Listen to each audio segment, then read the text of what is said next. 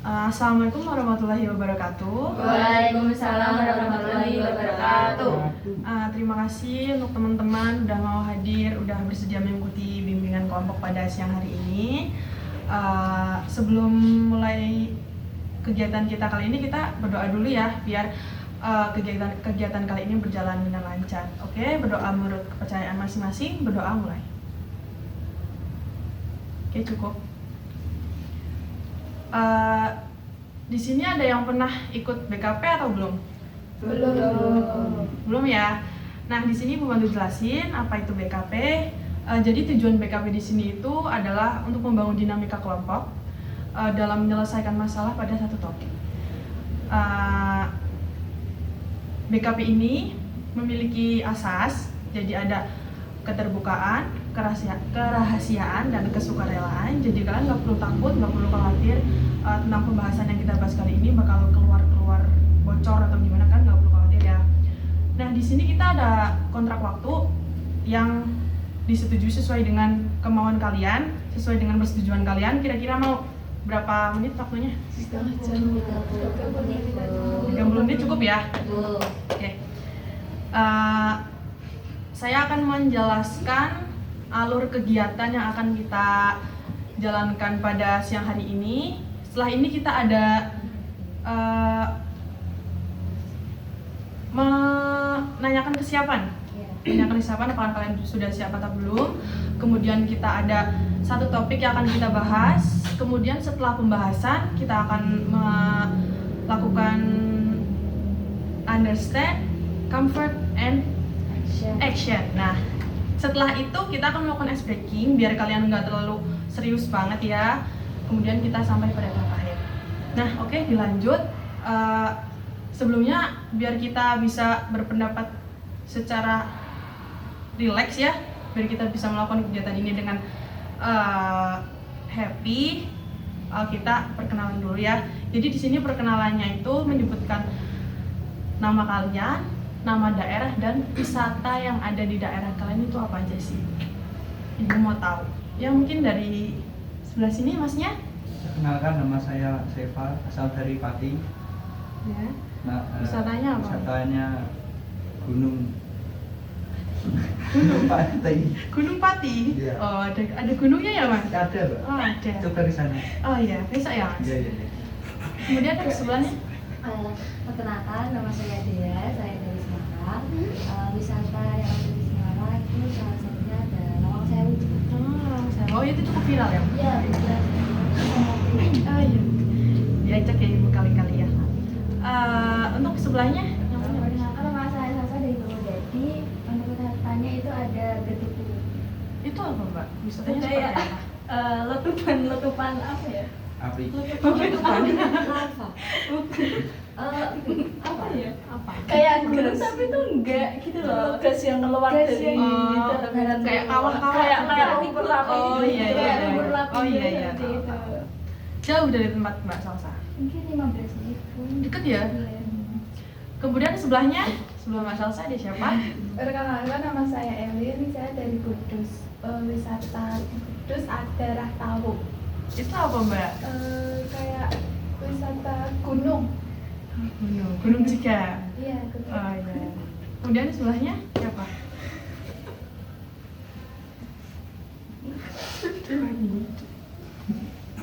Perkenalkan, nama saya Naza, saya bisa dari Kudus. Tempat wisata di Kudus satunya Menara, Mbak. Itu tempat ibadah Rangsam.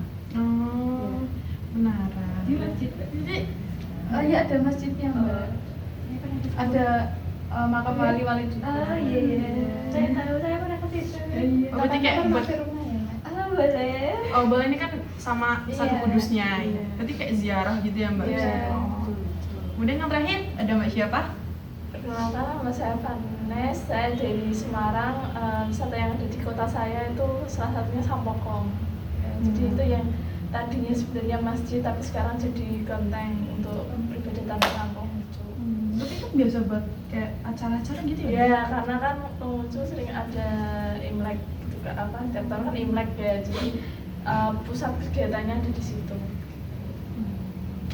Terima kasih udah menyebutkan nama tempat daerah kalian dan wisata kalian yang mungkin kapan-kapan ibu bakal diajak ke sana ya. Oke, terima kasih. Nah, di sini ibu mau bahas satu topik yang akan kita bahas. Kalian bisa menyampaikan pendapat sesuai sudut pandang kalian masing-masing, bisa memberi saran, tapi dengan kalimat yang ini ya, dengan kalimat yang tidak menyinggung satu sama lain ya. Nah, di sini ibu ada video yang bisa kalian tonton mengenai topik tugas kali ini, yaitu poligami.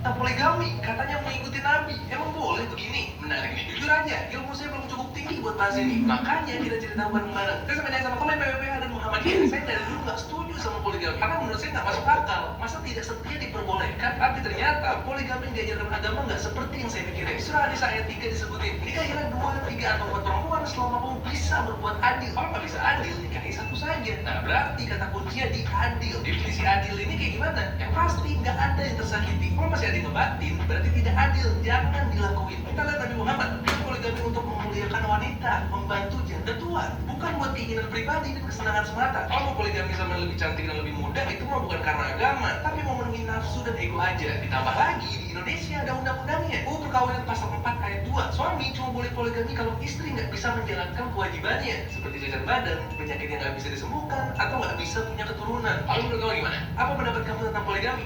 Suami. Nah, jadi seperti itu ya teman-teman, poligami. Jadi poligami itu saya jelaskan ulang singkatnya. Jadi poligami itu pernikahan yang dilakukan oleh lebih dari satu pasangan yang dilakukan oleh seorang pria. Jadi syarat-syaratnya itu ada pria tersebut atau laki-laki tersebut bersedia bertanggung jawab sesuai dengan keputusan pengadilan dan izin dari istri. Jadi itu sangat perlu. Nah, itu merupakan syarat utama dari sebelum dia melakukan poligami gitu. Apakah boleh atau tidak. Kemudian ada dampak poligami itu, dampak poligami tersendiri yaitu seperti tadi itu kayak nggak adil gitu. Mungkin istrinya mikir lain-lain gitu. Cuman kalau dalam Islam kan diperbolehkan karena Nabi Muhammad kan juga dulu kan istrinya 4 ya.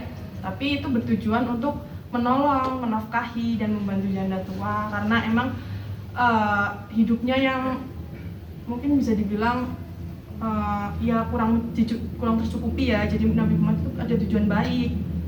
Nah, jadi disahkannya dan diperbolehkannya poligami itu tergantung tujuan masing-masing ya. Ada yang tujuannya emang pure itu demi kebaikan, mungkin karena istri pertama mohon maaf ada kemandulan atau solusi untuk tidak terjadinya perceraian gitu. Itu bisa jadi yang dampaknya seperti itu. Mungkin lebih rentan untuk ada masalah dalam keluarga, cekcok dalam keluarga, terus nanti anaknya mungkin kan ada kalau poligami ada beberapa istri ya, dan anaknya mungkin merasa kurang dari kasih sayang dari bapaknya, terus mungkin bapaknya kurang melaksanakan tanggung jawab gitu. Kan syaratnya harus bisa bertanggung jawab kan, harus mampu bertanggung jawab dan memberi keadilan. Nah, di sini ibu mau tanya sesuai dari pendapat kalian dan pandangan kalian masing-masing itu mengenai poligami di daerah kalian masing-masing itu apa sih? Mungkin dimulai dari tengah, Mbak siapa tadi? Mbak Elin. Oh, Mbak Elin ya. Gimana Mbak? Menurut saya kalau poligami itu dari saya sendiri kurang setuju Bu, karena banyak dampak dan faktor yang sudah Ibu jelaskan tadi, dan juga apalagi saya juga cemburuan alaminya dan banyak sekarang itu banyak laki-laki yang tidak dapat dipercaya karena selingkuh terus tapi nggak pernah diselingkuhin kan Mbak? Iya, nggak. Alhamdulillah, jangan sampai ya Mbak. Ya. Terus karena nanti ada juga laki-laki yang kayak kurang mampu untuk menjalankan itu, ekonomi, dari segi ekonomi itu mereka hanya keinginannya saja ya, ingin mau doang nih, nggak tahu tanggung jawab. Padahal padahal dari segi ekonomi kurang mampu seperti itu. Terima kasih Mbak Belinda. Kemudian selanjutnya Mbak yang baju pink, Mbak Salsa. Saya juga hampir sama Mbak Erin, kurang setuju ya. Karena apa ya?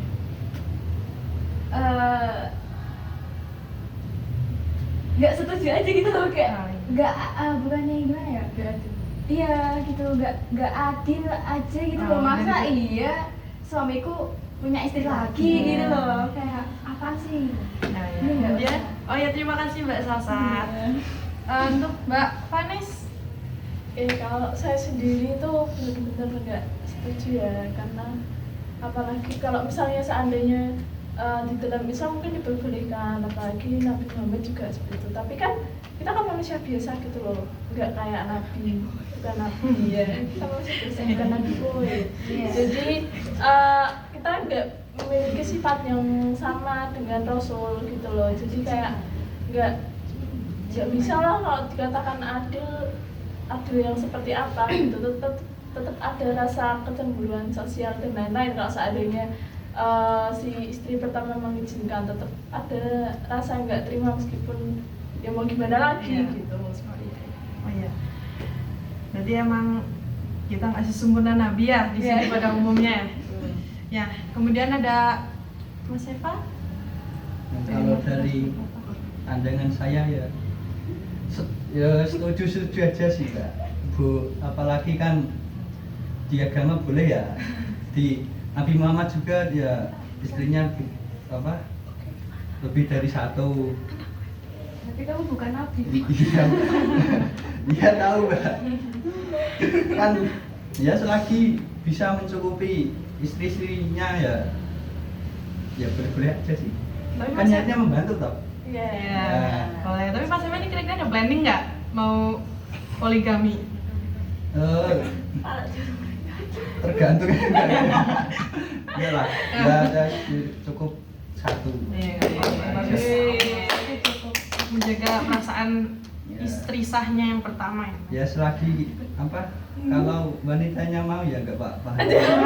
Berarti kamu mau baik. Berarti Mas Eva ini menormalisasikan ya, menormalisasikan apa itu poligami dan memperbolehkan seperti buat ini. Yang terakhir ada Mbak Nazah, bagaimana? Ya kalau dari Oh iya, belum yang terakhir ya? Oh iya, berarti Mbak Nazah dulu. ya kalau dari pendapat Mbak Elin terus Mbak Salsa, saya juga memang kurang setuju karena saya nggak mau saya terbagi gitu loh. Iya gitu aja sih. Terima kasih Mbak Nazah. Untuk Mbak Dea yang terakhir? Kalau menurut saya ya Bu ya, dari pendapat teman-teman tadi ada Mbak Salsa, Mbak Eli, Mbak Manas, terus Mbak Nazia juga kan ada nggak setuju tentang poligami ini. Nah saya pribadi juga nggak setuju karena nggak setuju karena yang pasti yang pertama takut terbagi itu. Nah saya terus nanti takutnya menimbulkan konflik kepada keluarga di masa depan itu kayak di anak juga kan kayak gitu. Jadi ya saya sudah nggak setuju poligami. Berarti Mbak Dea itu nggak menormalisasikan poligami ya? Iya. Ini kebanyakan nih yang nggak kebanyakan, semuanya kayaknya yang cewek ya nggak menormalisasikan karena takut cintanya terbagi ya. Betul sekali. Ya, terima kasih udah kasih pendapatnya masing-masing, udah kasih sudut pandangnya masing-masing.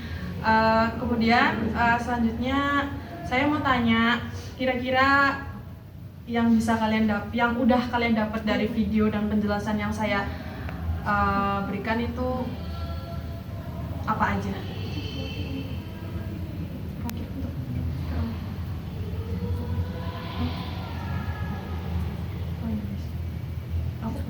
Oke Bu, mau tanya dulu. Oh iya, silakan Bu. Kan kalau laki-laki kan boleh ya. Nah kalau dari pihak perempuannya nih, kira-kira boleh nggak itu poligami itu? Oke, saya jawab pertanyaan Mbak Dea ya. Jadi untuk wanita itu dalam agama ataupun dalam hal apapun seperti medis gitu emang nggak diperbolehkan ya.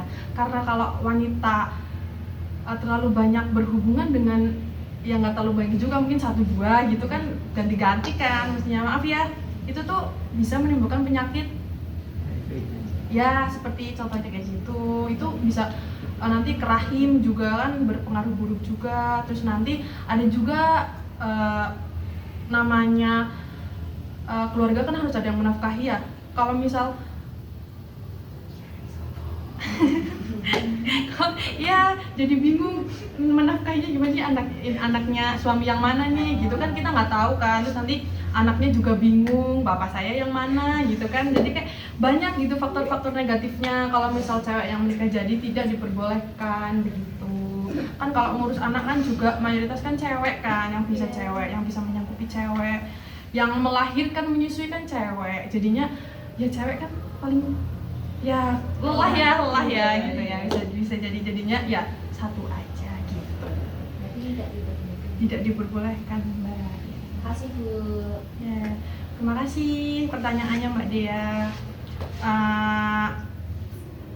Selanjutnya Ibu tanya nih, yang kalian dapat dari video yang Ibu putar, dari penjelasan dan pendapat-pendapat yang tadi kita bahas itu, kalian dapat apa?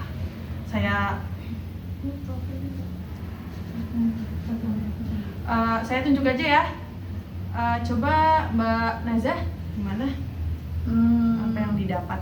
Saya ini sih kayak benar-benar harus ada kesepakatan antara suami dan istri sahnya. Kalau misal kalau misal kesepakatannya boleh ya boleh, kalau misal enggak ya suami harus menghormati ini ya pendapat tuh. Jadi biar tetap terjaga keharmonisannya. Iya. Kemudian siapa lagi? Satu lagi ya. Coba Mas Eva, gimana? Ya kurang lebihnya sama seperti Mbak Nazah ya, harus disepakatin dulu. Ya kalau boleh ya boleh, kalau enggak ya enggak gitu. Iya. Ya selagi bisa adil sama istri-istrinya ya. Ya, yang penting Oke bisa lah. bertanggung jawab ya Mas. Terima kasih Mas Eva. Ini pada ngantuk nih pastinya. Iya Bu. Kita ice breaking sebentar ya. Boleh.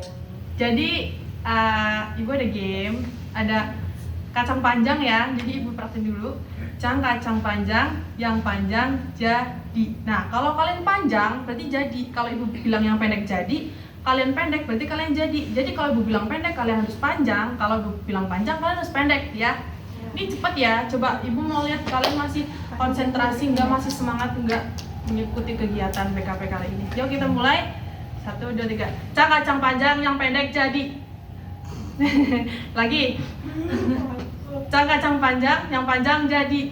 Kacang panjang, yang panjang jadi.